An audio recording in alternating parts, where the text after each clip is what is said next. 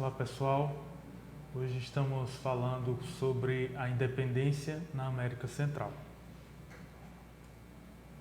Bom, antes de falar da independência na América Central, nós precisamos entender que existiu alguns fatores anteriores e também dentro do próprio tempo que fizeram com que essa independência ocorresse. Essa independência ela vem a ocorrer nas primeiras décadas do século XIX. Foi uma guerra contra a metrópole, justamente a metrópole espanhola. As lideranças foi através das lideranças de elites locais, onde existiam os crioulos e os chapetones.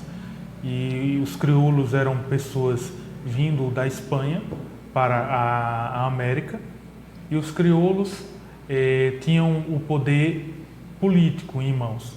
E os chapetones, que eram filhos dos crioulos, já nascidos realmente na América, não tinham mais descendências, ou seja, nacionalidade na Espanha, mas que estavam aqui na América, tinham poder econômico, ou seja, eram como se fossem os burgueses. E algo que foi bastante influente nessa independência é justamente o apoio que a Inglaterra ofereceu, não só para um país, mas para os diversos países.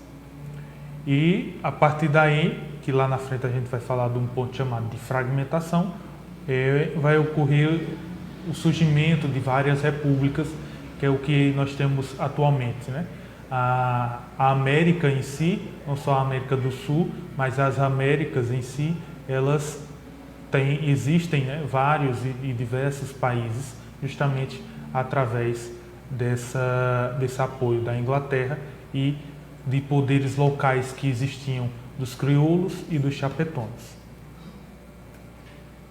Bom, algumas motivações, Uma delas podemos considerar a invasão da Península Ibérica por Napoleão Bonaparte em 1807, certo? O que seria essa Península Ibérica? Justamente a Espanha, onde Napoleão invade, tira o rei que estava no poder e coloca o seu irmão José Bonaparte. Outro ponto é uma menor presença da metrópole na América, ou seja, é uma das motivações, O que o pessoal quer, ou seja, o que a sociedade quer, principalmente os crioulos e os chapetones, Os crioulos queriam justamente para não ter mais nenhum vínculo com a coroa espanhola e terem o poder definitivo. E os chapetones queriam definitivo o poder para tirar também não só a coroa espanhola, mas também tirar os crioulos do caminho, e a partir daí, como eles detinham o poder econômico, eles agora também queriam o poder político em mãos. Esse também é considerado uma das motivações. Outra motivação bastante influente é a questão da inspiração do Iluminismo, da independência dos Estados Unidos e da Revolução Francesa. Ou seja, são fatores que vão influenciar não só os intelectuais e o pessoal da elite, mas também vai ter bastante influência dentro da sociedade, principalmente quando nós falamos da Revolução Francesa, onde foi uma revolução que realmente vai mostrar para a sociedade que ela tem o poder de modificar alguma coisa dentro da sociedade, não apenas advindo de quem está no poder. E outro ponto que podemos destacar é a questão do rompimento com o pacto colonial, onde esse pacto era um limitador de negócios, ou seja, a Espanha ela limitava os tipos de comércios e com quem comercializar, certo? E Napoleão ele realmente vai romper com esse pacto. As lideranças, como eu já havia falado, os crioulos, que são os descendentes de espanhóis da América, e os chapetones, que são os filhos dos crioulos na América. O apoio da Inglaterra, onde ela estava querendo distribuir a questão de sua comercialização industrial, onde ocorre ali a Revolução Industrial, ela quer colocar isso em prática nas Américas, E ela vê esses gritos de independências que vão ocorrendo dentro da América, e a partir daí vai dando seu apoio, não só econômico, mas também muitas vezes até militar. voltado, como eu já havia falado, no interesse nos mercados latino-americanos. Para a Inglaterra, os americanos eles são bastante consumidores, né? E por isso ela dá seu apoio total para essas independências. Falamos agora dos conflitos, né? Movimentos de final do século XVIII, né? Onde vai ocorrer uma repressão violenta. Um exemplo disso é lá no Peru, com o índio Tupac Amaru e cerca de 80 mil mortos. Ou seja, é uma das primeiras revoluções que começam, né, para uma independência existente. Em seguida vem países como o México, tem também o Haiti, como falamos na aula anterior, né, que foi um dos primeiros países que conquistaram sua independência, isso advindo dos negros escravos que lá existiam, né, eles mesmos conseguiram, né, a sua própria independência.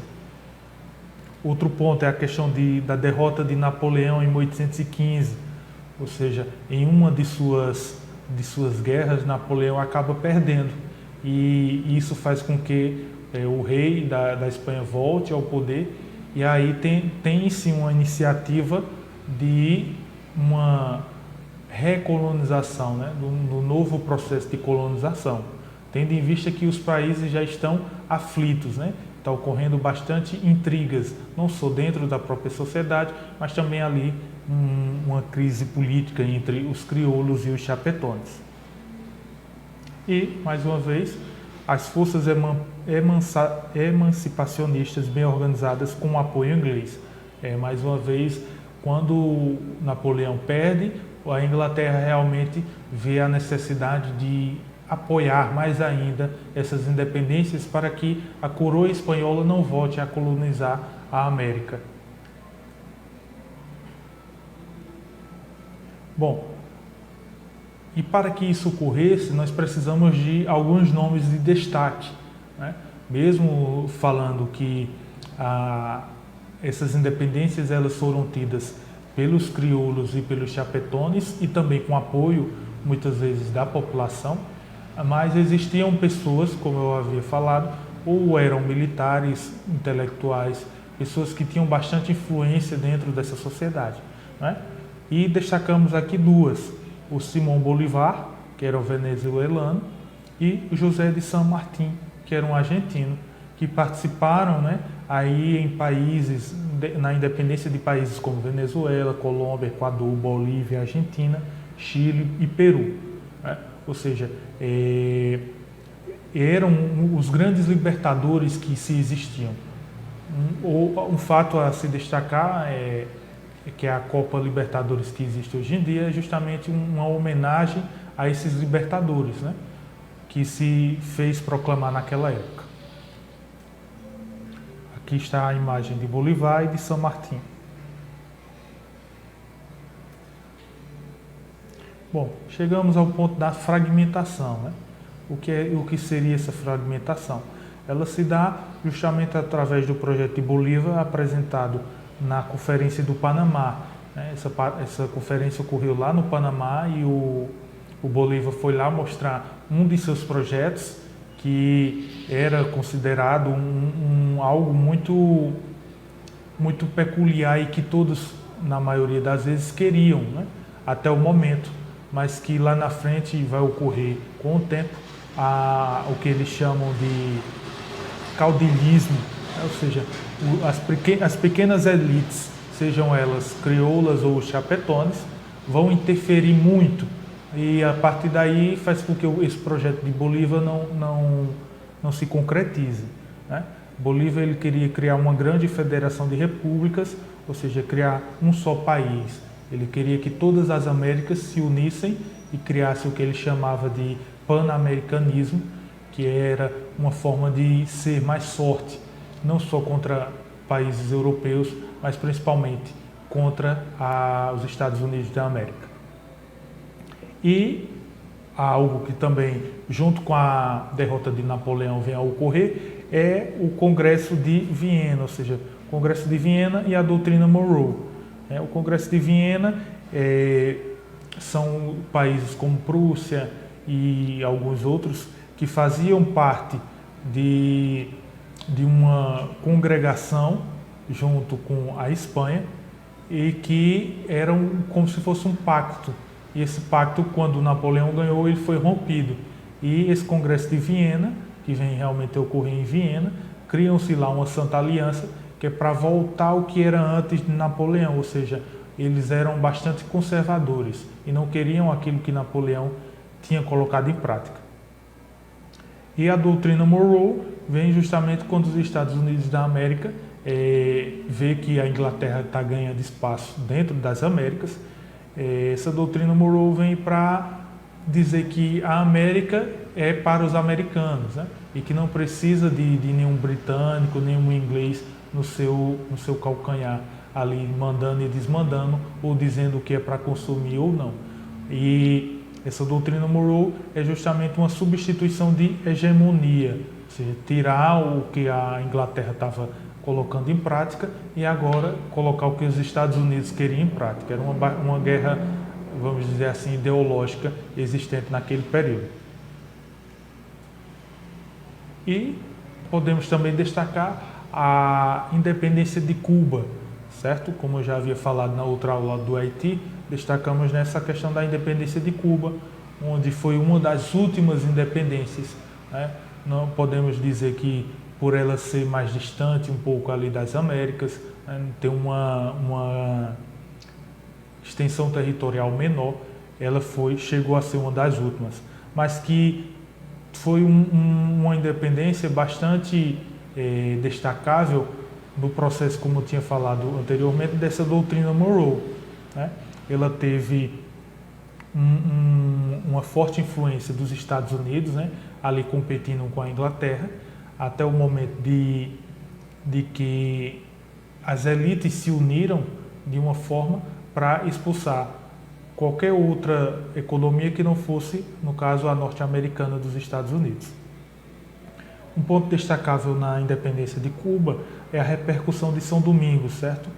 Que é justamente o medo que a elite teria de escravos ou ex-escravos também ali, que por Cuba ser próximo do Haiti, o pessoal da elite tinha medo de escravos ou ex-escravos fazer o mesmo que ocorreu lá no Haiti. E aí vem, justamente como eu havia falado, né, uma liberdade com os Estados Unidos. Ou seja, os Estados Unidos dão um apoio bastante forte lá em Cuba, né, por questões territoriais, foi mais fácil do que em outros países onde a Inglaterra já havia distribuído seu comércio industrial. Foi uma independência tardia, que ocorreu de 1868 até 1898, justamente por conta que os Estados Unidos vinham prorrogando e apoiando essas elites para que não ocorressem revoluções, justamente para não ter essa independência e ser dependente dos Estados Unidos. Um libertador bastante influente lá foi o José Martí. Em 1898, ou seja, no final ali para ter declarado essa independência de Cuba, os Estados Unidos declaram guerra à Espanha, né? E a Espanha vai analisar e realmente ver que não era possível e também não valia a pena lutar contra os Estados Unidos por um pequeno pedaço de terra.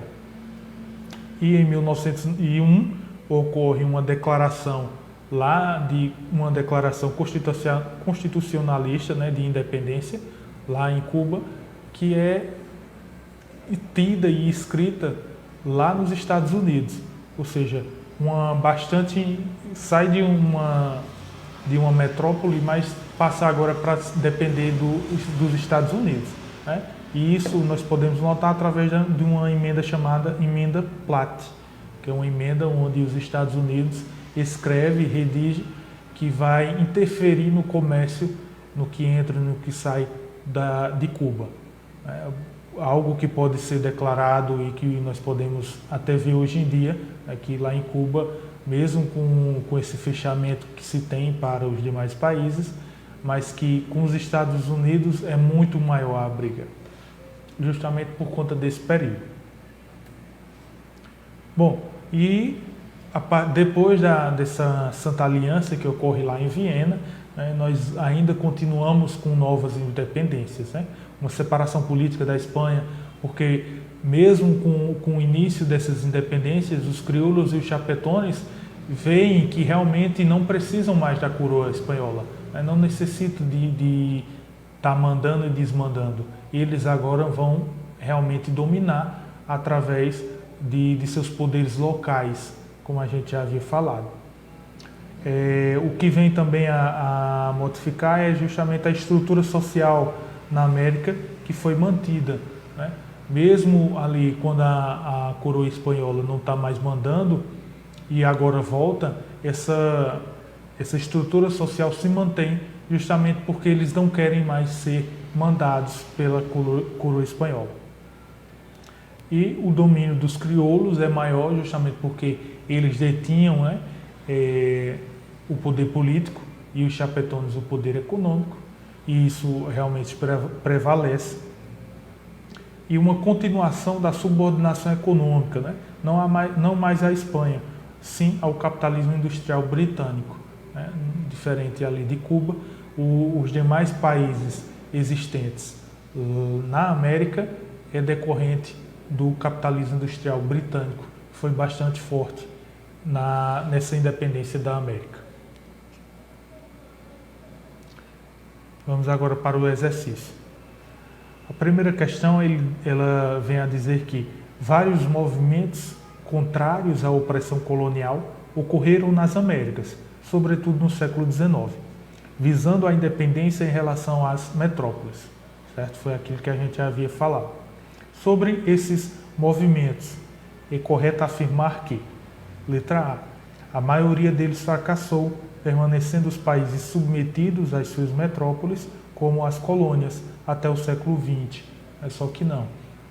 A letra A peca realmente nesse sentido de ser submetido às metrópoles. Isso não vem a ocorrer, né, como a gente acabou de falar. Eles permanecem com seus processos de independência. A letra B diz que San Martín e Simão Bolívar foram líderes de movimentos de independência ocorridos na América Latina. É justamente a questão dos libertadores, né? Foram um dos libertadores que realmente ganharam destaque. E por isso a letra B está correta. Na letra C diz que os movimentos de independência foram inspirados no exemplo das colônias africanas que estavam tornando-se independentes no século XX, né? Nós estamos estudando a questão da independência nas Américas e aqui está falando das colônias africanas. É mais uma dúvida e algo a mais para você acabar descartando essa questão.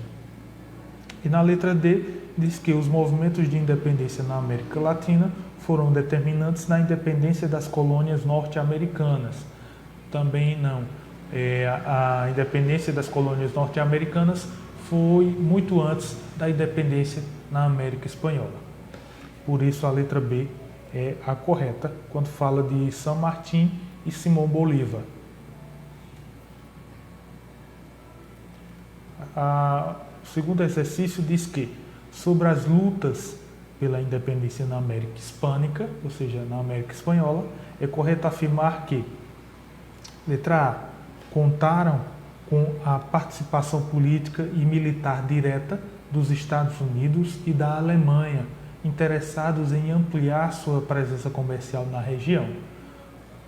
Como a gente vinha falando, né, o apoio que se teve foi de maior parte realmente da Inglaterra, e esse apoio foi em grande parte econômico, não se diz respeito a que seja político ou que seja militar, certo? E muito menos não falamos na Alemanha. A Alemanha não declara apoio às Américas.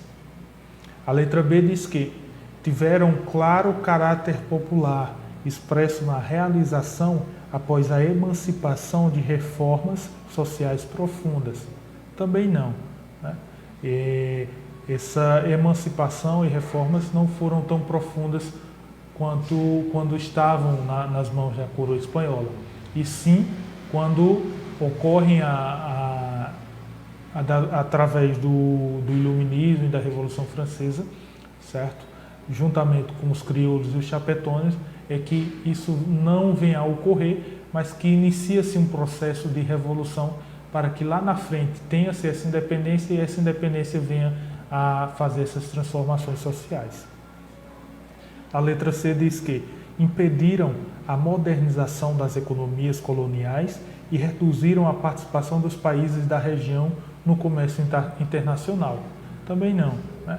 Nós vimos que a Inglaterra ela sempre estava ali declarando seu apoio e também influenciando a sua comercialização, né, desses produtos europeus. E a letra D diz que asseguraram a manutenção da unidade territorial e impediram a fragmentação política da região.